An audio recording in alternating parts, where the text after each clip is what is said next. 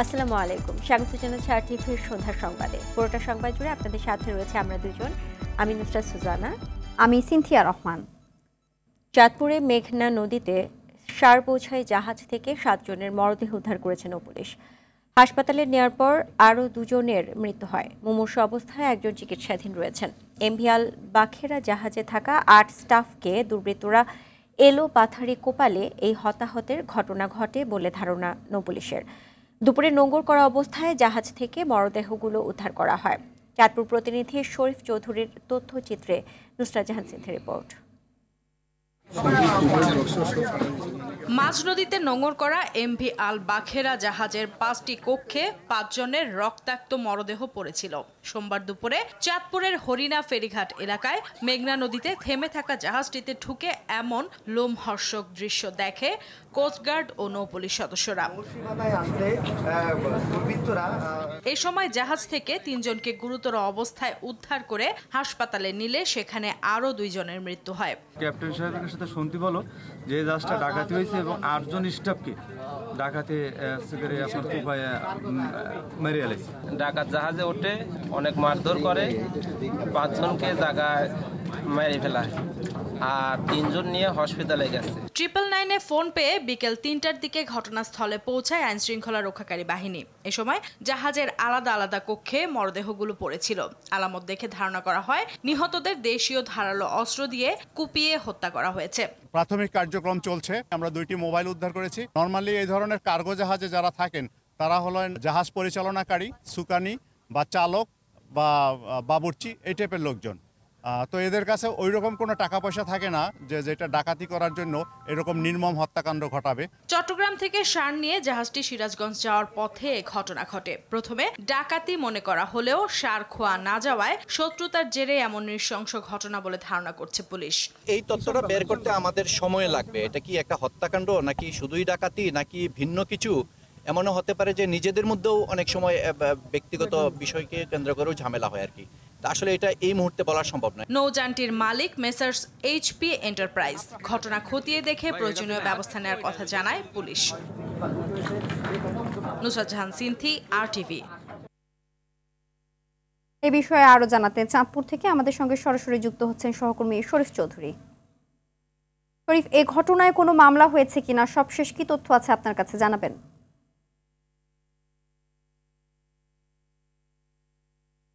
জাহাজ থেকে 3 জনকে জীবিত অবস্থায় সদর হাসপাতালে আনা হয়েছিল, অর্থাৎ জীবিত মানে মুমূর্ষু হাসপাতালে আনা হয়েছিল, অর্থাৎ জীবিত মানে মুমূর্ষু অবস্থায় আনা হয়েছিল। সেখানে হাসপাতালে আনার পরে 3 জনের মধ্যে 2 জন মৃত্যুবরণ করেন এবং তাদের লাশ এখন হাসপাতালের অবস্থান রয়েছে এবং একজনকে দ্রুত ঢাকা পাঠানো হয়েছে। এদিকে চাঁদপুরের চট্টগ্রাম থেকে চাঁদপুর হয়ে সিরাজগঞ্জে যাওয়ার পথে এমভি বাকারা অর্থাৎ সার বোঝায় এই কার্গো জাহাজটি যাওয়ার পথে হাইমসরের মাঝেরচর এলাকায় 12টা থেকে 1:30টার মধ্যে কোনো এক সময় হয়তো ডাকাতি দল উঠে তাদেরকে মানে এলো পাতারি কুপিয়ে তাদেরকে নিহত করে এবং আহত করে এবং তারা পালিয়ে যায়। তো ঘটনার ঠিক কিছুক্ষণ ঘন্টাখানিক পরে আশেপাশের জাহাজ এসে দেখলো যে জাহাজটি ভেসে ভেসে আসছে। তখন জাহাজে তারা দেখে যে এই ঘটনা, তখন তারা 999-এ টেলিফোন করলে বেলা 2:30টার দিকে চাঁদপুরের কোস্টগার্ড, পুলিশ প্রশাসন, নৌ পুলিশ প্রশাসন, জেলা প্রশাসন ছুটে যায় সে ঘটনাস্থলে মাঝের চরে। সেখানে গিয়ে 5টি কক্ষে রক্তাক্ত অবস্থায় 5টি লাশ পাওয়া যায় এবং 3 জনকে মারাত্মক জখম অবস্থায় জীবিত পাওয়া গেল। তাদেরকে দ্রুত নৌবাহিনীর পুলিশ দ্রুত তাদেরকে চাঁদপুর সদর হাসপাতালে নিয়ে আসলে তারা কিছু মৃত্যুবরণ করে। এদিকে চাঁদপুরের নৌ পুলিশের পুলিশ সুপার মুশফিকুর রহমান জানিয়েছেন যে এই ঘটনাটি ডাকাতি হতে পারে কিংবা এটা অন্য ধরনের ঘটনা হতে পারে, পূর্বের শত্রুতার জের হিসাবেও ঘটনাটি ঘটতে পারে, এমনটি নৌ পুলিশের পুলিশ সুপার মুশফিকুর রহমান জানিয়েছেন। জেলা প্রশাসক মোহাম্মদ মহসিন উদ্দিনও জানিয়েছেন যে ঘটনাটি আসলে খতিয়ে দেখতে হবে। এই ধরনের ঘটনা, এমন ঘটনা আগে কখনো ঘটেনি। এটি কি ডাকাতি না অন্য কিছু নাকি পূর্ব শত্রুতার জের, এই ধরনের ঘটনা খতিয়ে দেখবে, তারা পরে তদন্ত করে বিষয়টা জানবে। এদিকে এই ঘটনায় ধন্যবাদ। গণঅভ্যুত্থানে ক্ষমতাচ্যুত প্রধানমন্ত্রী শেখ হাসিনাকে দেশে ফেরাতে ভারতকে চিঠি পাঠিয়েছে পররাষ্ট্র মন্ত্রণালয়। সোমবার গণমাধ্যমকে এ তথ্য জানিয়েছেন পররাষ্ট্র উপদেষ্টা মোহাম্মদ তৌহিদ হোসেন। তবে কোন উপায়ে শেখ হাসিনাকে ফেরত আনা হবে জানতে চাইলে সাংবাদিকদের বলেন, দুই দেশের বন্দি বিনিময় চুক্তি রয়েছে, সেই চুক্তি অনুযায়ী তাকে ফেরানো যাবে। বিস্তারিত জানাচ্ছেন শাকিলা করিম। ছাত্র জনতার অভ্যুত্থান আর জনরোষের মুখে পালিয়ে ভারতে যাওয়া সাবেক প্রধানমন্ত্রী শেখ হাসিনার বিরুদ্ধে গেল 13 আগস্ট প্রথম হত্যা মামলা দায়ের হয়। এখন পর্যন্ত হত্যা মামলার সংখ্যা প্রায় 2 শতাধিক। এর মধ্যেই জুলাই আগস্টের গণহত্যার মামলায় গত 17 অক্টোবর শেখ হাসিনার বিরুদ্ধে গ্রেপ্তারি পরোয়ানা জারি করে আন্তর্জাতিক অপরাধ ট্রাইব্যুনাল। তাকে দেশে ফেরাতে শুরু হয় নানা আইনি পদক্ষেপ। গত 13 নভেম্বর ইন্টারপোলের রেড নোটিশ জারির বিষয়ে পদক্ষেপ নিতে পুলিশ মহাপরিদর্শকের কাছে আবেদন করে প্রসিকিউশন। সোমবার দুপুরে ক্ষমতাচ্যুত সাবেক প্রধানমন্ত্রী শেখ হাসিনাকে ভারতের কাছে ফেরত চাওয়া হয়েছে বলে নিশ্চিত করেন পররাষ্ট্র উপদেষ্টা তৌহিদ হোসেন। আমরা তাকে যে চাওয়া হচ্ছে ফেরত বিচার ব্যবস্থার জন্য সেটা জানিয়েছি। জানান কি প্রক্রিয়ায় ভারত বাংলাদেশ বন্দি বিনিময় হয়।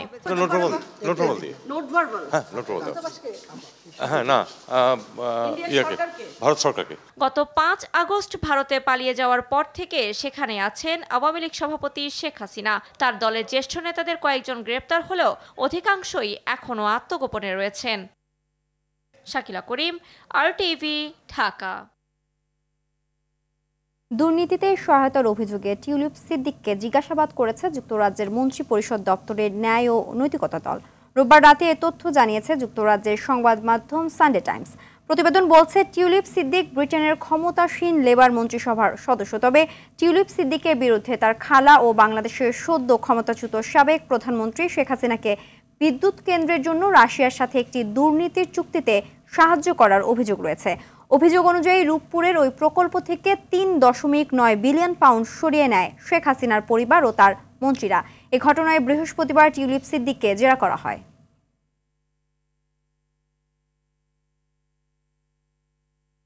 দুর্নীতির অভিযোগে সাবেক খাদ্যমন্ত্রী কামরুল ইসলাম, তার স্ত্রী এবং সাবেক দুর্যোগ প্রতিমন্ত্রী মহিবুর রহমান ও তার স্ত্রীর বিরুদ্ধে মামলা করেছে দুদক। দুদক কার্যালয়ে সংবাদ সম্মেলনে মহাপরিচালক আক্তার হোসেন বলেন, আয় বহির্ভূত সম্পদ অর্জন ও তথ্য গোপন করায় তাদের বিরুদ্ধে মামলা হয়েছে। বাংলাদেশ ব্যাংকের সাবেক ডেপুটি গভর্নর SK সুর চৌধুরী, তার স্ত্রী ও 2 কন্যার বিরুদ্ধে মামলা করেছে দুদক। এছাড়া 2000 কোটি টাকা সন্দেহজনক লেনদেনের অভিযোগে সাবেক MP জান্নাত তারা হেনরি ও তার স্বামীর বিরুদ্ধে মামলা হয়েছে। এদিকে দুর্নীতিগ্রস্ত সাবেক মন্ত্রী, MP ও সরকারি কর্মকর্তাদের একটি তালিকা দুদক চেয়ারম্যানের কাছে জমা দিয়েছেন গণ অধিকারের সভাপতি নুরুল হক নুরু। সাবেক সদস্য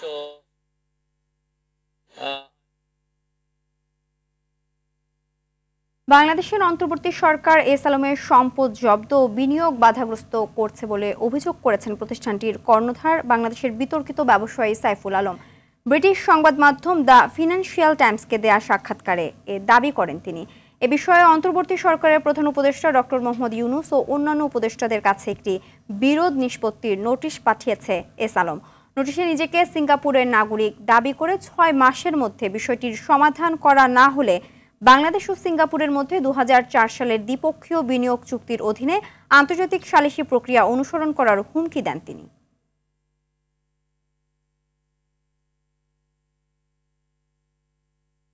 বিএনপি 15 বছর ধরে ফ্যাসিবাদ বিরোধী অবস্থানে ছিল বলেই ছাত্র জনতার আন্দোলন সফল হয়েছে বলে মন্তব্য করেছেন দলটির মহাসচিব মির্জা ফখরুল ইসলাম আলমগীর। আর দলের সিনিয়র যুগ্ম মহাসচিব রুহুল কবির রিজভী বলেছেন, সবার সাথে আলোচনা ছাড়া সংস্কারের মাস্টার প্ল্যান বিশ্বাসযোগ্য নয়। আজ 2টি আলাদা অনুষ্ঠানে তারা এসব কথা বলেন। রফিকুল ইসলামের রিপোর্টে দেখুন বিস্তারিত। ঠাকুরগাঁওয়ের শিবগঞ্জ ডিগ্রি কলেজ মাঠে সমাবেশের আয়োজন করে বিএনপি। নিজ নির্বাচনী আসনে আয়োজিত সমাবেশে প্রধান অতিথি হিসেবে বক্তব্য দেন দলের মহাসচিব মির্জা ফখরুল বলেন, বিএনপি 15 বছর নির্যাতন, গুম, হত্যা সহ্য করেই লড়াই করেছে বলেই ছাত্র জনতার আন্দোলনে শেখ হাসিনা পালিয়েছে। আজকে এমনি শেখ হাসিনা পালায় যায় নাই, এত পাপ করছে, এত অন্যায় করছে যে তার পালানো ছাড়া কোনো পথ ছিল না। তাই এই দেশের মানুষ যখন জেগে উঠছে, যখন আন্দোলন করছে, যখন বুক পেতে নিয়ে বুলেট নিয়েছে বুকের মধ্যে, তখন তাদের আর পালানোর জায়গা ছিল। ভারতে বসে শেখ হাসিনা ষড়যন্ত্র করছে, নেতাকর্মীদের এ ব্যাপারে সজাগ থাকার আহ্বান জানান বিএনপি মহাসচিব। নয়াপল্টনে দলের কেন্দ্রীয় কার্যালয়ে জাতীয়তাবাদী মুক্তিযোদ্ধা দল আয়োজিত দোয়া মাহফিলে রুহুল কবির রিজভী বলেন, ৭১ থেকে ২৪ দেশের সব অর্জন রাজনৈতিক সিদ্ধান্তের মধ্য দিয়েই হয়েছে। যারা হাসতে হাসতে পুলিশের সেই আয়না ঘরের মধ্যে গেছে, র্যাবের সেই আয়না ঘরের মধ্যে গেছে, যাদেরকে দিনের পর দিন রিমান্ডে রেখেছে, আপনারা তো সেই রিমান্ডের মধ্যে ছিলেন না, আপনারা তো সেই নির্যাতন ভোগ করেননি, সেটা তো আমাদেরকে করতে হয়েছে। ইলেকট্রিসিটি বন্ধ করে অন্ধকারের মধ্যে সংস্কারের মাস্টার প্ল্যান করবেন, তো এটা কি একটা বিশ্বাসযোগ্য বিষয় হতে পারে? গুলশানে বিএনপি চেয়ারপারসনের রাজনৈতিক কার্যালয়ে স্থায়ী কমিটির সদস্য আমির খসরু মাহমুদ চৌধুরীর নেতৃত্বে বৈঠক করে গণ অধিকার পরিষদের জামান ফারুক অংশ ও জাতীয়তাবাদী গণতান্ত্রিক আন্দোলন এনডিএম এর নেতারা। কি কারণে এত দীর্ঘ সময় নিয়ে নির্বাচনের একটা টাইম ফ্রেম দেওয়া হয়েছে? আমরা মনে করি আমরা যে যৌক্তিক সময়ের কথা বলেছিলাম, সেই যৌক্তিক সময়ের মধ্যে আমরা দেখতে পাচ্ছি না বিষয়টাকে। রফিকুল ইসলাম, RTV, ঢাকা। বীর মুক্তিযোদ্ধা আব্দুল হাই কানুর গলায় জুতার মালা পরিয়ে লাঞ্ছিত হওয়ার ঘটনায় অসুস্থ হয়ে ফেনীর একটি হাসপাতালে চিকিৎসাধীন রয়েছে বলে জানিয়েছেন ছেলে গোলাম মোস্তফা বিপ্লব। তিনি জানান, নিরাপত্তার অভাবে পরিবার নিয়ে এলাকা ছেড়ে আসতে বাধ্য হয়েছেন তারা। এর আগে কুমিল্লার ১৪ গ্রামে বীর মুক্তিযোদ্ধা আব্দুল হাই কানুকে গলায় জুতার মালা পরিয়ে লাঞ্ছিত করার ঘটনায় ঘটে। এ নিয়ে একটি ভিডিও সামাজিক যোগাযোগ মাধ্যমে ভাইরাল হয়। স্থানীয়রা জানায়, মুক্তিযোদ্ধা কানু বেশ কিছুদিন এলাকার বাইরে ছিলেন। সম্প্রতি এলাকায় ফিরলে স্থানীয় কয়েকজন প্রভাবশালী গলায় জুতার মালা পরিয়ে লাঞ্ছিত করে।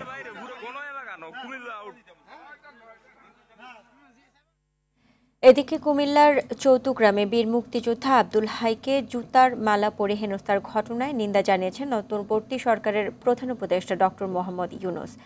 যারা মুক্তিযোদ্ধাদের হেনস্থা করবে তাদের আইনের আওতায় আনা হবে বলে জানান স্বরাষ্ট্র উপদেষ্টা জাহাঙ্গীর আলম চৌধুরী। পিলখানায় বিজিবি দিবস উপলক্ষে পদক প্রদান অনুষ্ঠানে তিনি জানান, বিডিআর হত্যাকাণ্ডের বিচারে ৭ সদস্যের কমিশন গঠন করা হয়েছে। দীপ্ত চন্দ্রপালের রিপোর্টে থাকছে বিস্তারিত। কুমিল্লার ১৪ গ্রামে আব্দুল হাই কানু নামে এক মুক্তিযোদ্ধাকে গলায় জুতার মালা পরিয়ে লাঞ্ছিত করার অভিযোগ উঠেছে। ১০ থেকে ১২ জন তাকে জুতার মালা পরিয়ে এলাকা ছাড়া করার ভিডিও সামাজিক যোগাযোগ মাধ্যমে ভাইরাল হয়।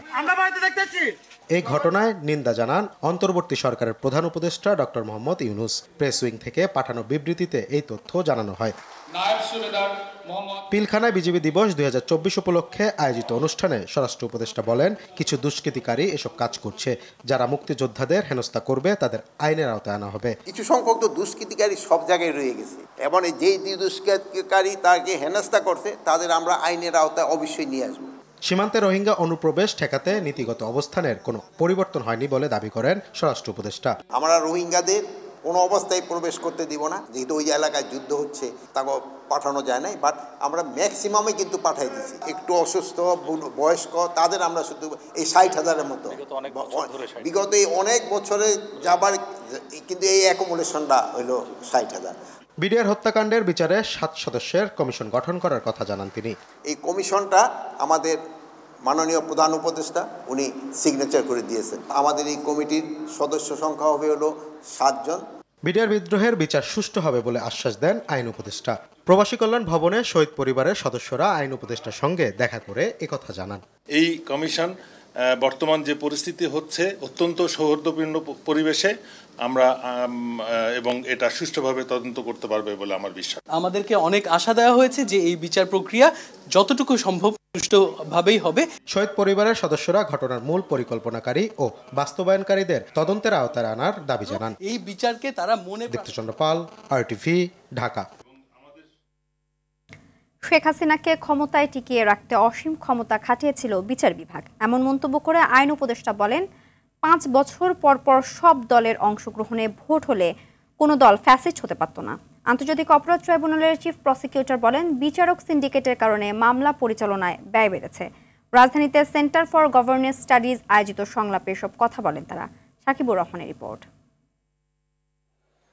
শেখ হাসিনার স্বৈরাচারী শাসন আমলে বিচার বিভাগের ভূমিকা নিয়ে সবচেয়ে সমালোচনা হয়। বিচারিক থেকে উচ্চ আদালত ন্যায় বিচার পাওয়া নিয়ে প্রায় নানা মহলে প্রশ্ন ওঠে। ছাত্র জনতার অভ্যুত্থানে আওয়ামী লীগ সরকার পতনের পর বিচার বিভাগ সংস্কারে কমিশন গঠন করে অন্তর্বর্তী সরকার। গণতান্ত্রিক পুনর্গঠনে বিচার বিভাগের ভূমিকা নিয়ে সংলাপের আয়োজন করে সেন্টার ফর গভর্নেন্স স্টাডিজ। বিচারপতিরা যখন যে সরকার থাকবে তার বাইরে গিয়ে বিশাল কিছু করেছে, ওই সোনালী অতীত অনেক আগেই বাংলাদেশ থেকে চলে গেছে। হাইকোর্টে আগাম জামিনের প্রক্রিয়া একেবারেই বন্ধ বলা যেতে পারে। বক্তাদের আলোচনায় বিচার বিভাগের দলীয়করণ, অব্যবস্থাপনা, মামলা জট সহ নানা অনিয়ম উঠে আসে। এই লুটপাট তন্ত্র যতদিন থাকবে আমাদের আকাঙ্ক্ষিত আইনি কাঠামো এবং আইনি ব্যবস্থা আমরা কোনোদিন প্রতিষ্ঠিত করতে পারবো না। বিভিন্ন পার্টির ব্যক্তিগত দৃষ্টিভঙ্গি থেকে সংস্কার চলবে। সমস্ত ক্ষমতার উৎস হচ্ছে জনগণ। বিচার বিভাগে দলীয় নিয়োগ না দেওয়ার পরামর্শ আন্তর্জাতিক অপরাধ ট্রাইব্যুনালের চিফ প্রসিকিউটরের। আইন বা সংবিধান দিয়ে সবকিছু বেঁধে রাখা যাবে না। ব্যক্তি সিলেকশনের ব্যাপারে আমাদের মারাত্মকভাবে সচেতন হতে হবে। এবং সবচেয়ে বড় কথা হচ্ছে রাজনৈতিক যে প্রক্রিয়া, ঘুরে ফিরে কিন্তু রাজনীতি এখানে ঘুরে ফিরে আসবে। আইন উপদেষ্টা বলেন, ঐক্যমত শক্ত থাকলে পরবর্তীতে কোনো রাজনৈতিক দল ইতিবাচক সংস্কার পরিবর্তন করতে পারবে না। উচ্চ আদালতের হাতে অসীম ক্ষমতা দেওয়া হয়েছে বাংলাদেশে। উচ্চ আদালতের এই ক্ষমতা ব্যবহার করা হয়েছে শেখ হাসিনার ফ্যাসিস্ট শাসনামলকে শক্তিশালী করার জন্য। ঐক্যমতটা যত সুশক্ত থাকবে, নেক্সট পলিটিক্যাল গভর্নমেন্টের পক্ষে ওটা বাতিল করাটা তত কঠিন হবে। 40 লাখ মামলার জট কমাতে আইনজীবী নিয়োগ ও বিচার বিভাগে নারীদের প্রতিনিধিত্ব বাড়ানোর আহ্বান জানান বক্তারা। সাকিবুর রহমান, RTV, ঢাকা। গত 3টি নির্বাচনে কমিশনে যারা ছিলেন তারা সাংবিধানিক ও নিরপেক্ষতা প্রমাণ করতে পারেনি। যারা নির্বাচন ব্যবস্থাকে নির্বাসনে পাঠিয়েছেন তাদের বিচার হওয়া দরকার, একথা বললেন নির্বাচন সংস্কার কমিশন প্রধান বদিউল আলম মজুমদার। ঢাকা রিপোর্টার্স ইউনিটিতে ভোটার সচেতনতা ও নাগরিক সক্রিয়তা কার্যক্রম বিষয়ে গোলটেবিল বৈঠকে কথা বলেন তিনি। আর স্থানীয় সরকার সংস্কার কমিশনের প্রধান ডক্টর তোফায়েল আহমেদ বললেন, ভোটারদের সরাসরি ভোটে নয়, মেয়র নির্বাচন করা উচিত কাউন্সিলরদের ভোটে। আতিকা রহমানের রিপোর্ট। ঢাকা রিপোর্টার্স ইউনিটিতে ভোটার সচেতনতা ও নাগরিক সক্রিয়তা কার্যক্রম বিষয়ে গোলটেবিল বৈঠক আয়োজন করে সুশাসনের জন্য নাগরিক। সভায় বক্তারা সংস্কার কমিশনের রিপোর্ট অনুযায়ী দ্রুত পদক্ষেপ নিতে সরকারের প্রতি আহ্বান জানান। নির্বাচন সংস্কার কমিশনের প্রধান বলেন, 15 বছরে নির্বাচনের অনিয়মের সাথে যারা জড়িত তাদের কঠোর শাস্তি নিশ্চিত করতে হবে। নির্বাচনী দায়িত্ব যারাই পালন করেছে এই গত কয়েকটা নির্বাচনে, তারা কিন্তু 2 থেকে 7 বছরের কারাদণ্ড অর্থদণ্ড পাওয়ার কথা, কিন্তু কারো উল্লেখযোগ্য শাস্তি হয়েছে বলে আমার জানা নেই। যারা সাংবিধানিকভাবে দায়িত্বপ্রাপ্ত নির্বাচন কমিশন, তারা যে অন্যায়গুলো করেছে এগুলো তদন্ত হওয়া দরকার এবং তাদেরকেও শাস্তিটা আনা দরকার। আগামীতে কোনো নির্বাচনে ইভিএম ব্যবহার না করার সুপারিশ করবে কমিশন। নো ইভিএম, বরং ইভিএম যারা করেছে তাদের তদন্ত হওয়া উচিত। এগুলো আমরা বিবেচনা করছি, আমাদের বিবেক বুদ্ধি যতটুকু আছে এবং আপনাদের মতামতের ভিত্তিতে আমরা এগুলো বিবেচনা করে আমরা আমাদের সুপারিশ পেশ করব। ডক্টর তোফায়েল আহমেদ বলেন, স্থানীয় সরকার নির্বাচনের পদ্ধতির পরিবর্তন না হলে স্থানীয় সরকারের কাঠামো শক্ত ভিত তৈরি হবে না। ইউনিয়ন পরিষদের লোকজন 3টা ভোট দিবে, একটা দিবে তার ইউনিয়নের ওয়ার্ডে মেম্বারকে, একটা দিব উপজেলার ওয়ার্ড মেম্বারকে, এটা জেলা পরিষদের ওয়ার্ড মেম্বারকে। 144 জন এদেরকে মেয়র নির্বাচিত করে। এটা সিক্রেট ভোটও হতে পারে, এটা প্রকাশ্য হতে পারে। তো ওদের ওখানে প্রকাশ্য হয়, কারণ দলীয় ভিত্তিতে হয়তো এটা আমরা দলীয় করবো না, সেজন্য আমাদের এখানে গোপনে হবে। এটা সংস্কার কমিশনের সুপারিশ নিয়ে বিভিন্ন রাজনৈতিক দল ও নাগরিক সমাজের সাথে আলোচনা। 11টি সংস্কার কমিশনের মধ্যে এটি বাস্তবায়নে অগ্রাধিকার দেয়া সহ বেশ কিছু প্রস্তাবনা তুলে ধরেন আলোচকরা। আতিকা রহমান, RTV, ঢাকা।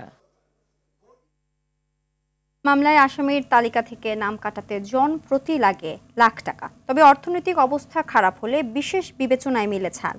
5 আগস্টের পর অনেক মামলা নিয়েই চলছে এমন বাণিজ্য। এর কিছু অডিও রেকর্ডও এসেছে RTPর হাতে।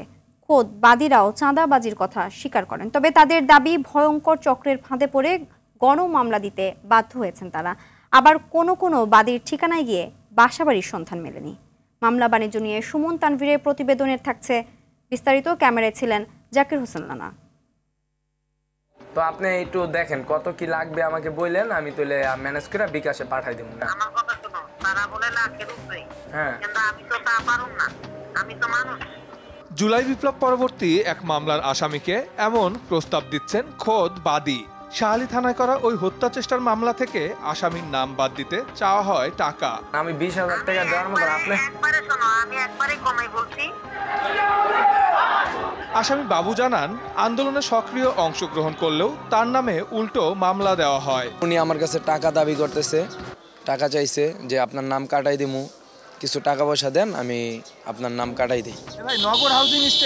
অনুসন্ধানে গেলে মামলায় দেওয়া ঠিকানায় বাদীকে খুঁজে পাওয়া যায়নি, তবে কৌশলে বাদীর কাছ থেকে ঠিকানা মেলে। যে আমার একটা ছোট ভাই আসলে মামলায় আছে, তো ওর বিষয়টা নিয়ে একটু আপনার সাথে কথা বলা ছাড়া তো আসলে কোনো কিছু হচ্ছে না, সামনাসামনি বললে একটু ভালো হতো। সাভারের কাউন দিয়ে গিয়ে বাদীর সাক্ষাৎ মেলে। মেল যে হুতা সে কিন্তু মামলা খাইছে। আপনাকে যে মামলা করাইছে, হ্যাঁ সে অলরেডি মামলা খাইছে। আমি তো তারই এটা হচ্ছে পাপ্পু ভাই। আবার আইসা বলছে এক জায়গা 5 লাখ টাকার কথা বলতে। আমি কইছি এটা তো টাকার ব্যবসা হয়ে যাইতেছে। যে সিন্ডিকেটের খপ্পরে পড়ে এমন মামলা করার দাবি করছে বাদী, এবার সেই পাপ্পুর খোঁজে প্রতিবেদক। আপনার নামটা আমি তো আল্লাহর কসম খেয়ে বলতেছি, এখন আমার কিছু করেন না, আবার পিঠ দেয়ালে ঠেকে গেছে সব মিথ্যা কথার জবাব দিতে আমি কোনো মামলা করতে বা কোনো কিছুতে থাকি না। শুধু এ মামলা নয়, 5 আগস্টের পর দেশ জুড়ে হওয়া প্রায় 2,500 মামলার অনেকগুলো নিয়েই বাদীদের বিরুদ্ধে রয়েছে চাঁদাবাজির অভিযোগ। আমার নামে মামলা কেন, কে করলো, কি কারণে করলো? আমি বাদীকেও চিনি না, আমি উত্তরাতেও থাকি না। নাম মাহফুজুর রহমান। 2023-এর 28 ডিসেম্বর থেকে দেশের বাইরে থাকেন, অথচ 5 আগস্টের পর টঙ্গীর পূর্ব থানায় করা হত্যা মামলার 151 নম্বর আসামি তিনি। মামলার বাদীর সঙ্গে যোগাযোগ করলে মেলে আরও ভয়ঙ্কর তথ্য।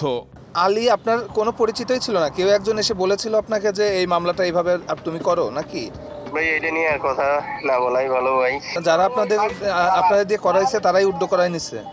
জি জি জি। বেশ কিছু মামলার নথি নিয়ে বাদীর ঠিকানা খুঁজতে গিয়ে মেলে চাঞ্চল্যকর তথ্য। 5 আগস্টের পর পল্লবী থানায় হওয়া একটি মামলায় এই ঠিকানাটি ব্যবহার করা হয়েছে দুয়ারিপাড়ায়। তবে এই ঠিকানায় আমরা এসে কোনো বসতিই পেলাম না। স্বরাষ্ট্র উপদেষ্টা সম্প্রতি বলেন, মামলায় নাম থাকলেও নিরপরাধ কাউকে হয়রানি করা হবে না। বিজ্ঞপ্তি আগেও আমরা কিন্তু এটা দিছি, যারা দোষী না তাদের কোনো কিছুই হবে না। বিতর্কিত মামলা নিয়ে থানাগুলোর ভারপ্রাপ্ত কর্মকর্তারা কথা বলতে রাজি হননি। কোন থানায় গেছে এটা তো তাহলে জানেন। সুমন তানভীর, RTV, ঢাকা। যে শহীদ মিনার থেকে ডাক এসেছিল শেখ হাসিনার পতনের, সেই শহীদ মিনার প্রাঙ্গণে আবারও জড়ো হন বৈষম্য বিরোধী ছাত্র আন্দোলনের সমন্বয়ক ও ছাত্র জনতা। শহীদ আরাফাতের জানাজা ও খুনিদের বিচারের দাবিতে বিক্ষোভ মিছিল শেষে তারা দাবি জানান রাষ্ট্রীয় মর্যাদায় শহীদ পরিবারের পুনর্বাসনের। অন্যদিকে দিল্লির ষড়যন্ত্র রুখে দিয়ে খুনিদের বিচার নিশ্চিতের দাবি জানান আগতরা। আরও জানাচ্ছেন মাহিন আরাফাত। কেন্দ্রীয় শহীদ মিনার প্রাঙ্গণ গত 3রা আগস্ট যেখানে জড়ো হয়েছিল লাখো ছাত্র জনতা, যেখান থেকে এসেছিল শেখ হাসিনার পতনের 1 দফা দাবি। শেখ হাসিনার পতনের 4 মাস 20 দিন পর সেই শহীদ মিনার প্রাঙ্গণ আবারও ধ্বনিত হয় বৈষম্য বিরোধী ছাত্র আন্দোলনের স্লোগানে। বৈষম্য বিরোধী আন্দোলনের শেষ শহীদ আরাফাতের জানাজা ও খুনিদের বিচারের দাবিতে সমবেত হয় আন্দোলনকারীরা। 5 আগস্ট শেখ হাসিনার পতনের মধ্য দিয়ে যখন বিজয় নিশ্চিত, তখন পুলিশের গুলিতে আহত হয় 12 বছরের ছোট্ট শিশু আরাফাত। এরপর 4 মাস 18 দিন জীবন মরণ যুদ্ধ শেষে গতকাল রাতে শেষ নিঃশ্বাস ত্যাগ করে সে। শহীদ মিনারে উপস্থিত হয়ে আরাফাত সহ সকল শহীদের খুনিদের বিচার নিশ্চিতের দাবি জানান শহীদ আরাফাত ও শহীদ সিফাতের বাবা। কারো যেন সন্তান এই দেশের ভিতরে এরকম গুলিবিদ্ধ যেতে না হয়। অন্তর্বর্তী সরকারের সময়ে সকল হত্যার বিচার দেখতে চান বৈষম্য বিরোধী ছাত্র আন্দোলনের কেন্দ্রীয় সমন্বয়ক সার্জিস আলম। প্রতিটি খুনের বিচার নিশ্চিত করা হবে বলে জানান প্রধান উপদেষ্টার প্রেস সচিব শফিকুল আলম। আমরা যেন এই অন্তর্বর্তীকালীন সরকারের সময় আমাদের সকল জীবনের রক্তের যে বিচার, সেই বিচার আমরা দেখে যেতে পারি। প্রত্যেকটা খুনির বিচার হবে, একটা। দিল্লি থেকে এখনো ষড়যন্ত্র চলছে উল্লেখ করে আমার দেশ পত্রিকার সম্পাদক মাহমুদুর রহমান বলেন, সব ষড়যন্ত্র রুখে দিয়ে শহীদ পরিবারকে রাষ্ট্রীয় মর্যাদায় পুনর্বাসন করতে হবে। এখনো দিল্লি থেকে ষড়যন্ত্র চলছে, আপনারা জানেন। এই ষড়যন্ত্র আমাদের ঐক্যবদ্ধভাবে মোকাবেলা করতে হবে। উপদেষ্টা নাহিদ ইসলাম বলেন, শেখ হাসিনা শুধু বিচারের জন্যই দেশে ফিরবে। যারা ইন্ডিয়াতে আশ্রয় নিয়েছে এবং ভাবছে যে বাংলাদেশকে তারা বাইরে থেকে অস্থিতিশীল করবে, তাদেরকে বলবো যে বিচারের সম্মুখীন হওয়ার জন্য মানসিকভাবে প্রস্তুতি নিন। শহীদ আরাফাতের জানাজা শেষে খুনি হাসিনা ও তার দোসরদের বিচারের দাবিতে বিক্ষোভ মিছিল করেন বৈষম্য বিরোধী ছাত্র আন্দোলন। মাহিন আরাফাত, RTV, ঢাকা। বন্ধ ঘোষণা করা দুটি কারখানা খুলে দেওয়ার দাবিতে গাজীপুরের কোনাবাড়ি এলাকায় বিক্ষোভ এবং ঢাকা-টাঙ্গাইল মহাসড়ক অবরোধ করেছে শ্রমিকরা। MM নিটওয়ার লিমিটেড ও মামুন নিটওয়ার লিমিটেড কারখানার শ্রমিকরা এই বিক্ষোভ ও অবরোধ শুরু করে। পুলিশ জানায়, গেল 18 ডিসেম্বর শ্রম আইন অনুযায়ী কারখানা দুটি অনির্দিষ্টকালের জন্য বন্ধ ঘোষণা করে কর্তৃপক্ষ। এ সময় কারখানা দুটি খুলে দেওয়ার দাবিতে শ্রমিকরা বিক্ষোভ করে। পরে কারখানা কর্তৃপক্ষ আলোচনায় বসবে এমন শর্তে শ্রমিকরা বিক্ষোভ প্রত্যাহার করে নেয়। পরে কারখানা কর্তৃপক্ষ তাদের শর্ত সাপেক্ষে কারখানায় যোগদানের কথা জানায়। তবে শ্রমিকরা তা না মেনে সকাল থেকে পুনরায় কারখানার সামনে জড়ো হয়ে বিক্ষোভ ও ঢাকা-টাঙ্গাইল মহাসড়ক অবরোধ করে। এতে ঢাকা-টাঙ্গাইল মহাসড়কে দীর্ঘ যানজটের সৃষ্টি হয়। এ সময় শ্রমিকরা বিনা শর্তে কারখানা খুলে দেয়া ও তাদের নামে মামলা প্রত্যাহার করার দাবি জানায়।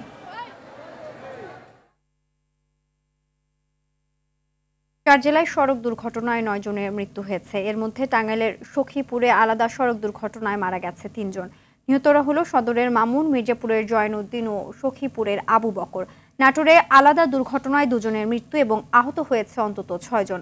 সকালে নাটোর রাজশাহী সড়কের চাঁদপুর এলাকায় গাড়ি চাপায় অজ্ঞাত প্রতিবন্ধী নারী এবং নাটোর বগুড়া সড়কের ডাল সড়ক এলাকায় ট্রাক চাপায় হুসাইন নামে একজন নিহত হন।